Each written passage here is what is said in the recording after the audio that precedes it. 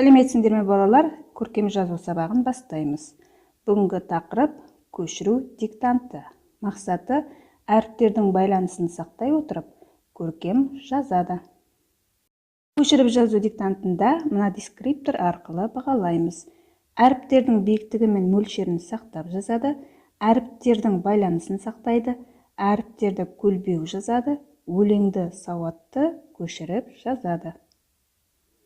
Диктанты. Жалқаулықты тастаймыз, жаттығуды бастаймыз. Қиын сынып қашпаймыз, шынығамыз жастай біз. Иілеміз оңға бір, иілеміз солға бір.